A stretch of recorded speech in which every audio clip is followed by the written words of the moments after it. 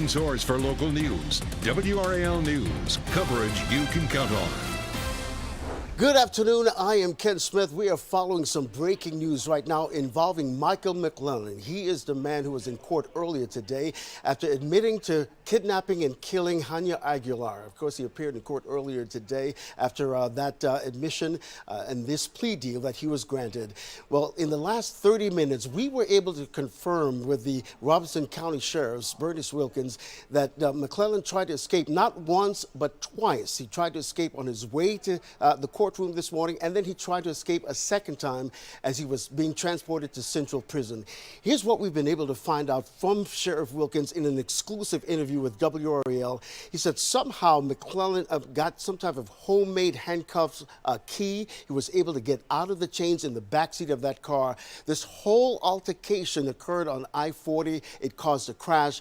Listen to how Sheriff Wilkins described what happened in that altercation between McClellan and sheriff's deputies. He was able to get all that off of him in the back seat, and they started noticing him doing a little bit of too much movement in the back seat. And the next thing they know, he's reaching through what is a air vent that goes underneath the plexiglass, and he's puts his hand right there where the officer's weapon is. He's a right-handed officer, and he was able to hit the latch that undoes the gun in the holster, and actually had control of the weapon. The deputy slams on brakes, and he's got one hand on the gun. McClellan has his hand on the actual grip of the gun, and there's a struggle for it. The detention officer that's also in the car during the struggle takes her pepper spray and sprays him right in his face, and he immediately lets off of it and leans back in the seat and says, "I surrender." Again, this all happened on I-40 around exit 319 there in Johnston County. Of course, he said, as the sheriff said, he surrendered. They were able to transport him successfully to Central Prison. Again, if you're just joining us this morning, we're following some breaking news right now involving Michael McClellan. He's the man accused and admitting to killing Hania Aguilar, kidnapping her from her driveway back in 2018. She was on her way to school. I remember covering this story very well and how much it impacted that community back in 2018. But again, you're looking at video of McClellan being transported to Central Prison, being checked in.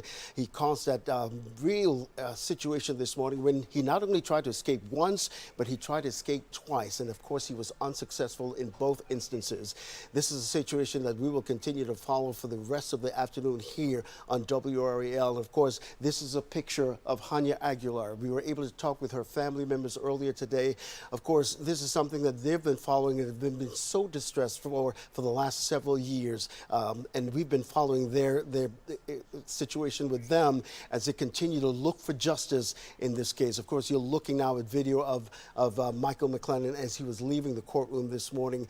We were able to confirm with the sheriff in the last 30 minutes that he not only tried to escape once, but he tried to escape twice unsuccessfully. He's now in Central Prison. We will, of course, have team coverage of this story right here on WRAL. It's a situation and a case that we've been following since 2018 when this happened to Hania Aguilar. She was about to leave for school that morning and apparently was kidnapped and killed by Michael McClellan. And now today he is at Central Prison. Again, we will have team coverage of this story right here on WRAL.